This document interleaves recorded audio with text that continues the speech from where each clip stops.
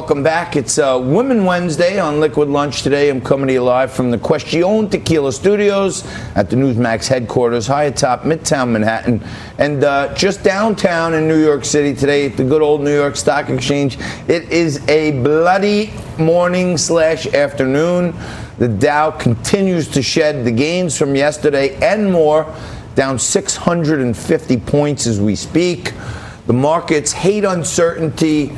The postponement of the tariffs, along with this inverted yield curve, has traders basically packing it in, as I see it, for the summer. Everybody's going to be out in Bridgehampton and Southampton and just forgetting about the portfolios and selling off, come back in September and start over. It sure looks that way.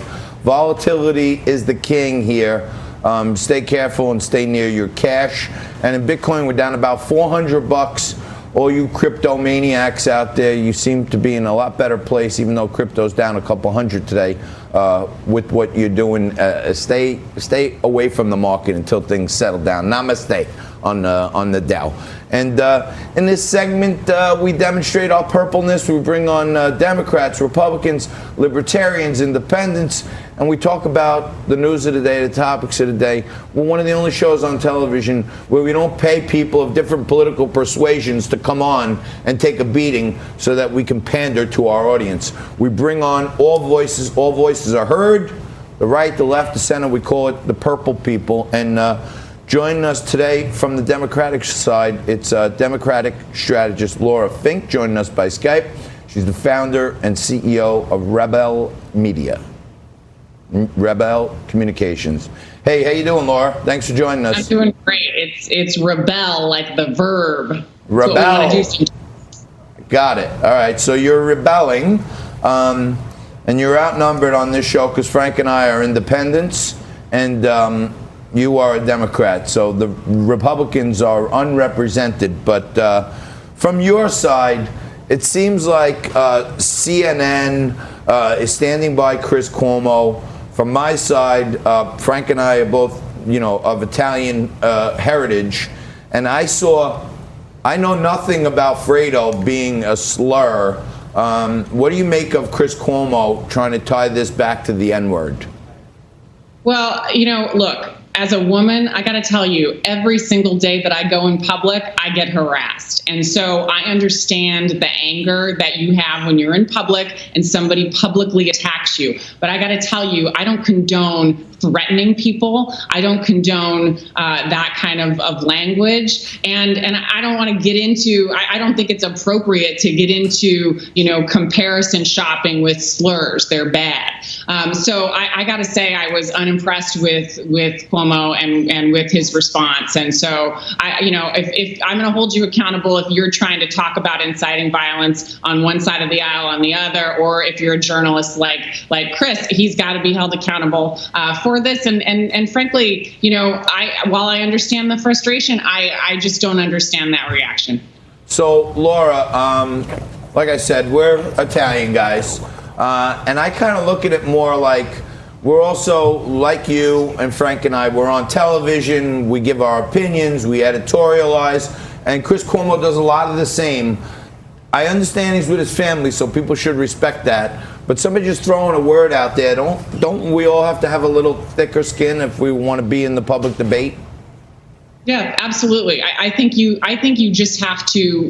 There are always going to be people coming at you. It's funny because I've been doing this a while, and now my Uber and my Lyft drivers, I can tell what side of the aisle they're on because it depends. I used to do a weekly segment here in San Diego, and I would say, oh, you really like Wendy, my Republican counterpart, if they were a little bit hesitant to have me in their car or it was a little frosty, and you just have to be ready to take it because I have to say, like I said, as a woman, you walk every day in this world and you have to endure this nonsense that comes with street harassment. And that's just day to day. That's just women, in America living their lives. So Chris Cuomo, he is, a journalistic celebrity, and he's got to learn how to take the heat. And I also empathize with him protecting his family. But I got to tell you, it crosses a line when you threaten violence. You want to have words. I mean, I'm a working class kid. I understand. Nobody expected him not to say a cross word, but you don't threaten people,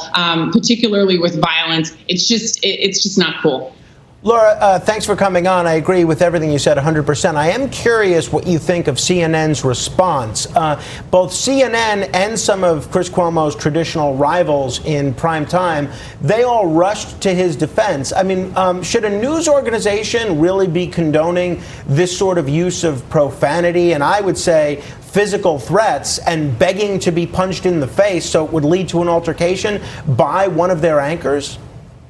You know, I want to say first that this didn't lead to violence, which is a blessing for everybody. But I have to say, with the cussing thing, I don't really think that that's that's relevant. But I do think that the threat of violence needed to be acknowledged. I would have handled it differently. And I think that's really about, I'm a communications person. That's building trust with your audience. I think you can also, defend your anchor and have a proportional response. Was this person, did he attack the person that was coming at him? No. Was there a physical altercation? No. Were the words that he chose inappropriate? Yeah. And I think when you own that, viewership trusts you a little bit more. So from a tactical perspective, as an organization that wants to build trust with its viewers, I think CNN made a mistake. But again, I understand their inclination to try to defend someone who's one of their primetime anchors. But I actually think, holding your folks accountable, and I would say that certainly I would say that about Fox News. I'd say it about MSNBC. A little accountability doesn't hurt anybody, and it actually helps both build your brand and also helps the reputation of your anchors. I would personally, with our staff, I'd say stop making an idiot of yourself and stop shedding our organization in a bad light. If you're out with your family, don't get drunk and have thin skin. But also, Laura, I want to ask you, there's some recent news out that there's been a loss of about 2,500 trucker jobs. And some economic analysts are saying that may be the early signs of some type of recession, as retail may be down, shipping may be down. We'll see some of those economic reports in the coming week. What are your thoughts? Are we headed towards a recession, that the sugar high is over now? The sugar high is over. And I think that, part of this, and here's where we're going to disagree. I actually think that the global markets are incredibly integrated now. And you're right in saying it's three-dimensional chess, but I just don't see a strategy here with the tariffs one day and then gone the next. And we have to acknowledge what's happening globally. Brexit and the specter of Brexit is creating instability.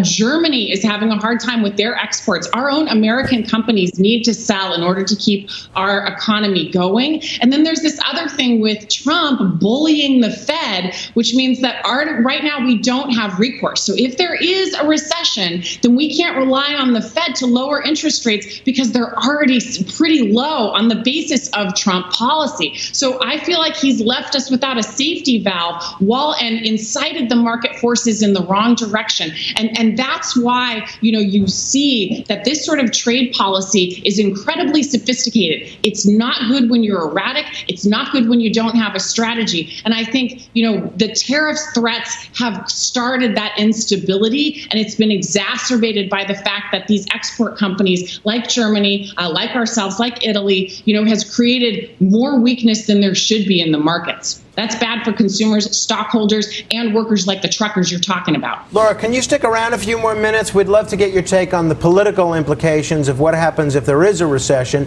which not only a lot of analysts are now predicting, but a lot of people looking at their 401k statements today and seeing the stock market dip as it has.